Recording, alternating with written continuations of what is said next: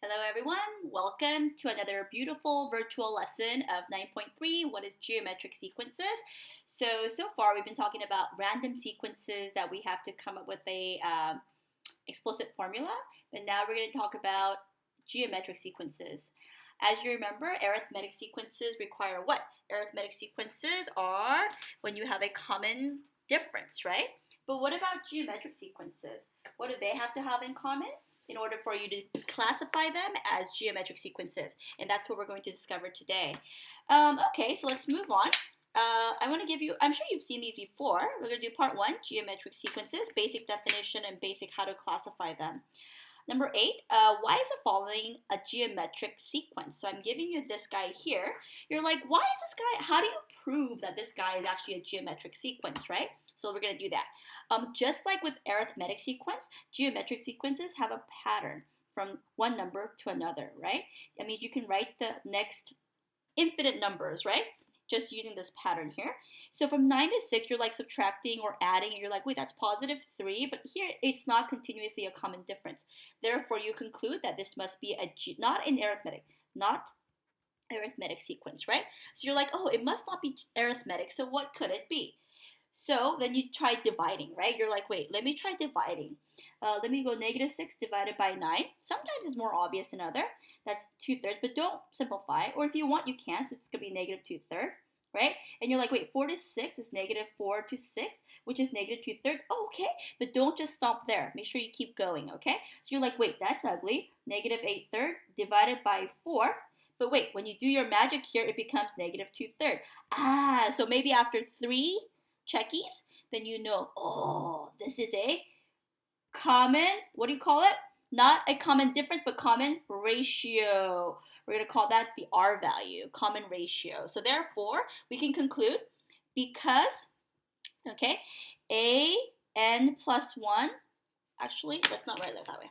Let's go like this. Let's make it simple first, okay? Sorry about the messiness of this sheet. This is I'm doing the best I can at home with whatever I have, okay? Because a2 divided by a1 is equal to a3 divided by a2, right? It's also equal to a4 divided by a3, etc. So we can say an plus 1 is divided by an, right? That's our common ratio. And because they're all equal, we can say therefore, this sequence is geometric. Okay? So it's not arithmetic, but it's geometric. So I know that what we do is whenever we get a sequence, we're like, is there a common, something that I add continuously, subtract continuously? Next thing you try is there something that I multiply continuously? And there is this common ratio. Multiply, divide, it's really the same kind of thing because they're inverses of one another, okay? Okay, so let's try some more, okay? Let's move on. I'm going to show you 2 examples of the kind of situation you're going to run into, okay? All right, so geometric sequences. They're a little bit more interesting than arithmetic, okay? The nth term of a geometric sequence has this form. So that means you remember how for arithmetic sequence there was a general format, right? You remember how arithmetic sequence, the formula was a sub n. 2 ways, right? You could go nd, every common difference times n plus a sub 0, or you can go a sub n, the book way, right? I guess you guys did d n plus 1 plus a1, right? These are the same thing, right? Remember that? Okay, so you know how arithmetic sequence, once you've identified it, you put it in this format. Well, geometric sequence also has an explicit formula. It's like this. Your next term is going to be your first term. It's always your a1 times a common ratio to the n minus 1 power. That means this power is 1 less than this guy. So what you're essentially doing is you're taking the first term and you're multiplying by the common ratio, but you do it n minus 1 times because you apply the common ratio every time after the first. So we're going to do that. So this one is actually, let's write that, geometric sequence formula. Anything with geometric sequence, you're going to have this formula, okay? All right, so let's get started, okay? Let's try one. So, let me just show you what this is saying, okay? A1, you start with A1. How do you get the second term? You multiply the first one by the common ratio. How do you get the next term? You take the first one, but you keep multiplying the same common ratio, but 2 times, right? Take half. Let's say our common ratio is a half. It's like half times half. Next one, it's going to be half of half of half. Same kind of reasoning here all the way, okay? So let me just show you what this is kind of showing. This guy is basically this. A1 is equal to A1 times R to the 0 power. Because we're multiplying A1 by 1. So if we have like half, right? We're saying that we're taking the half, we're multiplying by 1 to get half. But what's half of half, which is this? Let's see, our common ratio is a half, right? We're taking our A1, which is, right, half, and we're multiplying by common ratio 1. But since this is 2, second term, this is A1, this is A2, right? Isn't this our A sub 1, our first in the position? This is our second, A2. So our A2 is going to be 2 minus 1, which gives us A2. Okay, we're going to do a lot with this, but just know that this is the this is the formula that you have to use. But just understand that this is A1, this is A2, this is A3. But you're right, we keep using the A sub 1 to find the rest of the terms. Okay? All right, so let's try one. Okay, number 24, write the first 5 terms and determine the common ratio R. Then write nth term of the sequence as a function of n. Now, what we mean by determine the R is common ratio. Then write the nth term. When we say the nth term, this language, it means the explicit formula. It means the explicit formula, okay? So you have to understand both kind of language. All right, so it looks like the formula they gave us, what kind of formula is it? You got it, recursive formula. So we're gonna have to write a first few in order for us to write the explicit formula, okay? Determine the common ratio. Well, we don't even know what the first 5 terms is. So let's start writing it here. A sub 1 goes here, A sub 2, A sub 3, A sub 4, A sub 5. First, discover this. Like, kind of think about it. Okay, so A sub 1 is 5. And looks like that's like the next term always depends on the previous term, right? Because this guy k plus 1 dictates that it's 1 more than this guy here. Okay, so that means when we have k equals, start with k equals 1. K equals 1 means a 1 plus 1 is equal to negative 2 a. K is 1. K is 1, remember. That means a sub 2 is actually negative 2 times the first term, which is 5. So a sub 1 is 5. What's a sub 2? It's negative 10. Okay? Okay, let's do another one. K equals 2. Just keep going in order. K always starts at 1.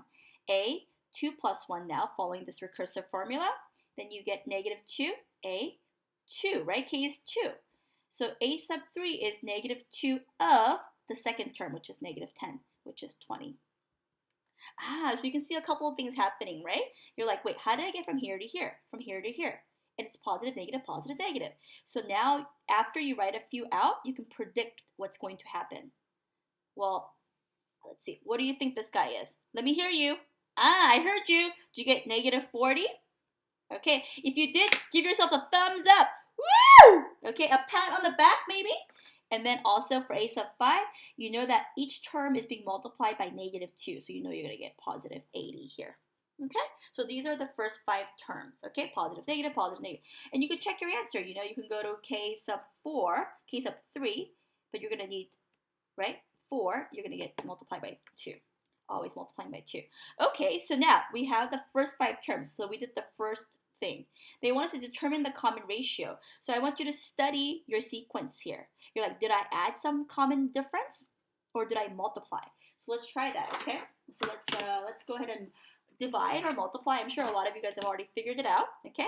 You're like, this is not addition because there's no common difference that I'm actually adding or subtracting. But I can see that there is a common ratio, and I know you can figure it out. So it's negative 10 divided by 5. 20 divided by negative 2. Negative 40 divided by 20. And what is that common ratio? You're right. Negative 10 over 5 has to equal 20 over negative 10, has to equal 40 over 20, which is actually going to be negative 2 is your common ratio. So again, we did the second part. Common ratio is negative 2. Okay? Now we're going to put all this together to come up with the nth term, which is the explicit formula. So our explicit formula is going to follow the formula that was given to us. A sub n. How do you get the a sub n? Well, you take your first one and you keep multiplying the common ratio, but one less time. is always applied to the after the first term, right? Okay, so now we have this. Don't we know our a sub 1? What's our a sub 1? A sub 1 is 5. So we take our first 5, and what's our common ratio? Oh, it's negative 2. And we raise it to n minus 1 power. And this is our explicit formula for this geometric sequence. But you know what we should do? We should actually check our formula. Okay, let's check our formula using this, okay? We're going to check our formula, and we're going to do it this way. Let's make sure. So I get a sub 1 is going to equal 5, negative 2. Remember, n is 1, so it's 1 minus 1. Does that give me 5? Check. Okay? But remember, try at least 3 times. 3 times, okay? A sub 2. 5, negative 2, n is 2, so it's 2 minus 1. That means it's negative 2 to the 1 power times 10. It's negative 10. Does that check? Check. But remember, try at least 3 times. 5, negative 2, 3 minus 1. That's what that is. Negative 2 to the second power is 4 times 5 is 20. Check. So our formula is good. Okay? And that's how you find the a sub n, or the nth term of a sequence, we call it. Okay? All right. Hopefully the formula is pretty easy for you, but we're going to try one more example that's a little bit more difficult, okay? Remember, you can slow down the video, or you can contact me anytime, okay? If you're stuck. So we're going to try number 34 now. Woo! Number 34 is tricky. Find the nth term of this geometric sequence. First of all, they told us that this is a geometric sequence. Okay, don't forget that. We have to either tell you or we have to give you some information. Otherwise, you are free to assume that this is a arithmetic sequence if you wanted to. Okay? Woo, this is tricky, okay? They gave us the second and they gave us the fifth. You can do this many, many different ways. So try to think about what you're going to process. Because in the end, what we're looking for is we're looking for this. Okay, we're looking for the nth term, or we're looking for the explicit formula. Okay, explicit formula. And I know we've done this a couple of times with geometric or arithmetic and so forth, right? So we can actually think about what's happening. Okay, so stop the video and think about it. Okay, I don't know if you don't have to do it this way. I know there's a lot of more disorganized ways to do it, but I always want to show you showing a very organized method. So I guess what I'm curious about is I need to figure out a sub 1. So I have to go back and figure out a sub 1. I don't know what that is. I know what this is. I don't know what that is. I don't know what this is, but I know this is 3 over 64. The way I like to think about it is I always like to think about, okay, how many times did I multiply the r from here to here to get to here to here? Okay, I have to multiply. I have to pretend like this one's my a sub 1 and pretend how many times did I multiply the ar, right? So like you gotta pretend that a sub 2 is kind of like your a sub 1. I've multiplied it 3 times in order for me to get a sub 5. So I'm gonna kind of do this. A sub 1 r, I'm using the formula, okay? A sub 1 I'm gonna put in quotes because I'm gonna pretend that this guy is my a sub 1 for now. Okay? And how many times did I multiply? 3 times, right? Because 5 minus 2 is 3. Which is actually n minus 1, right? Okay, is equal to my a sub n. But you know how our n is 5, right? But in this case, it's 1, 2, 3, 4. We could do 1, 2, 3, 4. So we're kind of pretending right now. Okay? So I'm going to say it's a sub 1. It's going to be 3. What's my common ratio here? We don't know that, common ratio, but we know we applied it 3 times. Okay, and we know our n here is going to equal 4. Okay, so it's a sub 4, which is what? We're looking for this guy, right? 3/64. You see what we're doing? We don't know this information. We're just thinking, how many times did I apply the r? Well, if r is 3, that means n has to be greater than 1. Greater than 3 by 1. So we know n is 4 because we're looking for the other term, okay? So now we have this equation that we all know how to solve. So r cubed is going to equal what? R cubed is going to equal divided by 3. So it's going to be, we're going to divide by 3, 1/3, 1/3, okay? Hi-ya! Right? So we get 1 over 64. So that means r is going to equal plus or negative, you're right, or 1/4. but you know that this stayed positive, so we can assume that it's positive. Okay? Okay, so we have the common ratio here, so let's write it into explicit form. So again, first step, second step, third step. So a sub n, what's your a sub 1? Oh, we don't know, right? We still don't know our a sub 1, so we got to do step 2.5. If we're multiplying consistently by 1/4, how do we get back this way, right? We have to go back that way. So if you have to divide every time, you have to multiply by r, right? So it's going to be 3. To get a sub 1 for reals, we have to do 3 times 4th, right? So we get 12. Because we're dividing this way, we have to multiply in order for us to get the other term before that, right? So it's going to be 12, because that's our a sub 1. And our common ratio is 1/4 and n minus 1. That's our geometric formula. Now, what we're going to do is that let's always checky our answer, right? Let's checky our answer. So we're going to go, well, let's try 1. 12, 1/4, 1 minus 1. That gives us 12, checky.